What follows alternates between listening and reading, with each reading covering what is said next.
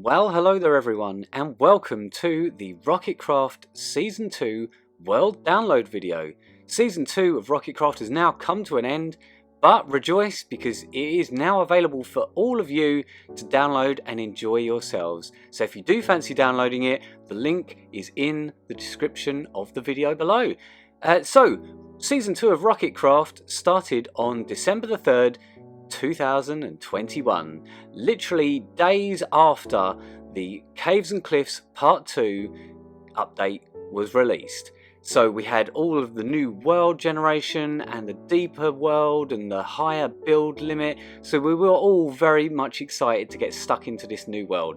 So Rocketcraft Season 2 started with about 25 or so players, some were with us from Season 1, some brand new players, and we've added some more as we've gone along throughout the duration of this world. It was open for around about 20 months, and that was around about the same time that Season 1 lasted for. And now, of course, Rocketcraft is very much Hermitcraft inspired. We like to do things as a community, we do things together, and this is 000, our centre point of the world, and this is a great example of something that we've done as a group together. We've got all of the statues of all the players on display here, and this was a brand new feature that we added for the start of Season 2, was player heads that you could actually get when you died, and you can place them around, you can put them on statues, you can even wear them. So this was a brand new feature that we introduced for Season 2, which we were all very much excited about. And I think you'll agree that the 00 room looks absolutely beautiful, and like I say, the emphasis is on community. We like to do things as a group, doing things together. So right next to the spawn area we have all of our player statues of players that have won big competitions throughout the season over the last 20 months. So obviously not everybody is represented here, unfortunately. We can't just build a statue for everyone, but these ones here are all special because they did win something. And we've even got a couple of spare plinths there, so if you do download the world and you fancy building your own player statue there, you're more than welcome to. So the spawn area has a distinctly futuristic theme, which is amazing. I love this spawn area, it's absolutely amazing. We've got lots of buildings dedicated to various server-wide games that we've had and competitions to do with buildings and stuff, but it's all sort of futuristic themed. And then moving on past the spawn area, it leads into our gaming district, and of course there's games for anything and everything you could possibly imagine in Minecraft. You can make so many cool mini games, so we've spread right far back out here so that you can build big amazing games to your heart's content. And of course there's still plenty of space, so if you wanted to add a game or two of your own, then again you're very welcome to do so. So there's lots of different community areas around the Rocketcraft server, mainly focused around the spawn area. We ask people not to build their bases too close to spawn. So this is our carnival area, which is beautiful. Then you've got the beach district here, which is looking amazing as well. This was actually the most recent one. We only did this one a couple of months ago, and you know, everyone was invited to come over and build something to sort of add to the theme of the area, and many players took us up on that. It's just nice when we get players that, you know, come together and do things as a group or do things individually, but it all adds to one big collective. So we've got the hotel there, lots of beautiful custom trees, and the boat that I built behind there, and then Tuck's lighthouse. It's all looking great. And then moving on, we've got the fantasy district, where a large group of players started out in the world building a nice community together, and then later on down the line we had a little competition to build lots of beautiful floating islands, and then do a fantasy themed build on top of it. And this one is possibly one of my favourite builds that I've done over the season, and this was my ice dragon that I built atop my floating island, and I love this build, it's beautiful. Then we've got the Halloween district as well, which again looks absolutely stunning. I highly suggest you go and check that one out, like as one of the first things you go and look at, because there's some really nice builds over in that area. So moving on, next up we have our Winter Wonderland area, which was the Christmas themed build area on the server. And once again, Mojo Roberts, the dude of Minecraft, stepped up and built an incredible centerpiece, beautiful Christmas tree here. And he's outdone himself, even better than the Season 1 tree. And then of course everyone else came over and built some amazing Christmas themed builds as well as part of a build competition. And there's some other bits and pieces of community areas there as well. And also Posh Jerry built an incredible adventure quest with the help of some of the other players as well. Then we've got the underground area as well, which a large group of players worked on in the early part of the season. And then we had another build competition over here to build some beautiful different mushrooms. They're all looking gorgeous.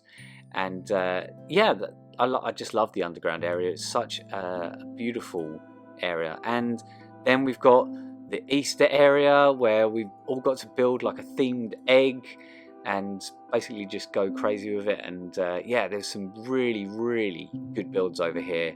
Everyone on here is so good at building and decorating and stuff, and you can learn a lot from playing with other players that, you know, are at a higher skill level than you are. And then we've got all the base areas, so you've got some incredible bases as well, like Nitwit Chef. He wasn't with us right from the start. He joined about 5 or 6 months into the season, and he got stuck into building this beautiful base area of his. He's got all different farms, but they're actually hidden away and sort of well decorated, which is something that I'm not used to doing myself. But yeah, he's done an absolutely amazing job with this base area. There's a museum and like a starter home and a big barn where he has all of his storage. And yeah, there's just so much to see over in this area, so I would highly suggest you do so.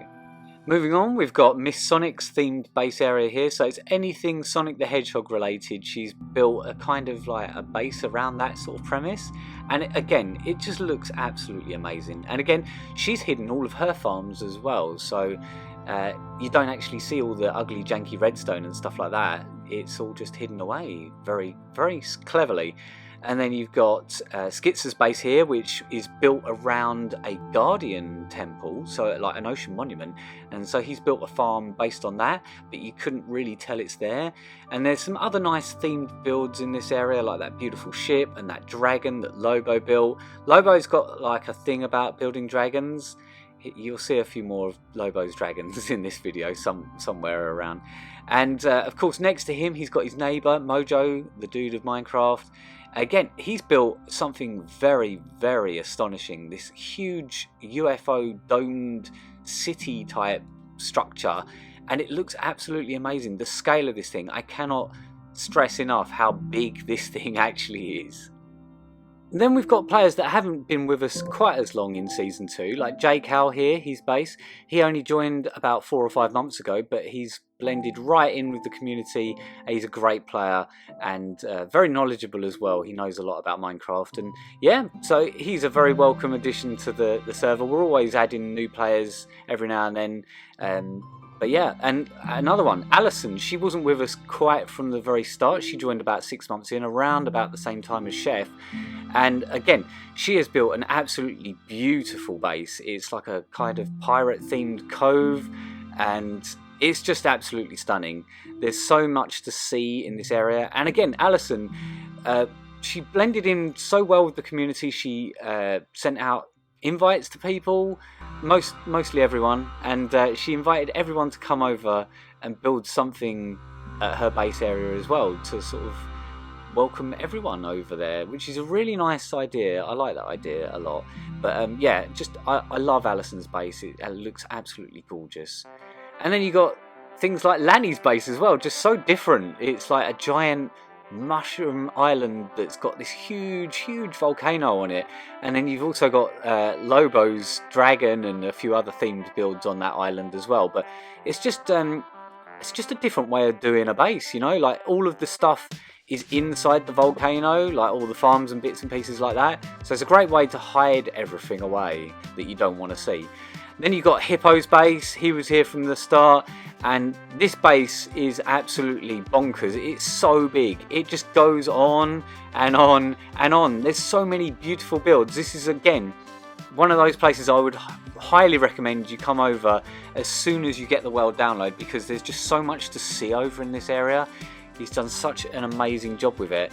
And yeah, like I say, I'm not going to be able to show you all of the bases of all of the players in this video because there's just way too many. I'm just cherry picking a few of the highlights out here, but like I just cannot believe how good some of these people are at building. Like, it absolutely blows my mind how good some people can build in this game. And then of course you've got our Nether Hub as well, which looks absolutely amazing. Very different to the Season 1 Nether Hub. We wanted to go for a very different look, so the people that were in charge of this went for a very distinct theme, and it looks absolutely amazing. And it's all very well organised. There's tunnels going off in all 4 of the cardinal directions, north, east, south and west, and they all have a very different and distinct theme to the tunnels, the way that they look, so you know exactly what tunnel you're in. Like, so for example, this one is the west tunnel, and it's absolutely huge. They're very tall tunnels. They're all built down at the bottom of the world at about Y10 or 11, and they all have a very distinct theme. That one was done by mostly Turtle with the design, but we all pitch in. This one is the north tunnel, and again, Alison mostly came up with the design for this one, and then we all just pitched in to like build it and dig it all out. And then you've got the east tunnel here, which is the one that I live down. I kind of mostly came up with the theme for this one, and then we all just got stuck in. Certain players in particular, like special mentions for like Miss Mario and Leslie Pants and Miss Sonic.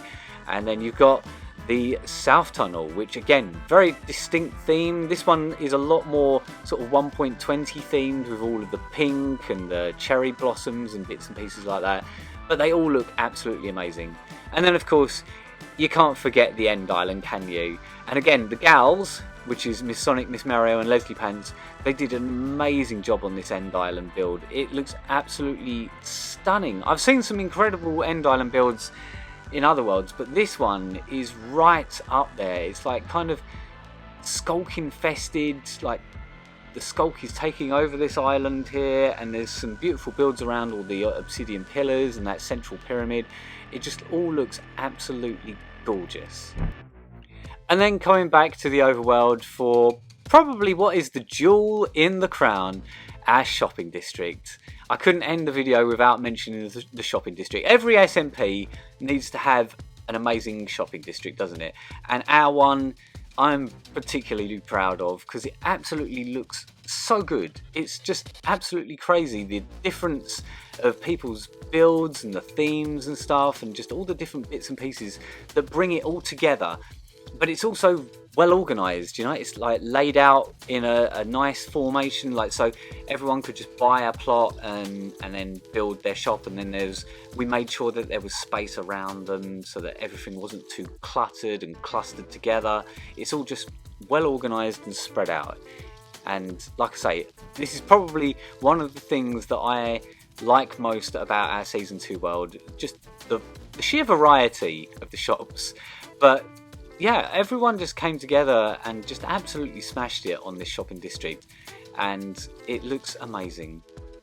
So thank you all for watching this video, and I hope you do enjoy the world download. You are very welcome to do whatever you like in it, make it your own thing, blow it all up if you want to, but you know, you can just download it again, I guess. So but yeah, this is we're going to close out with Cherry's map art of all of the different players that were around for the end of the season that signed it all, and it looks absolutely amazing. So thank you very much for that, Cherry. You've done an amazing job on that. So yeah, and again, I just want to thank absolutely everybody who was involved in Season 2 of Rocketcraft. You guys are all amazing, and you are what makes this world special.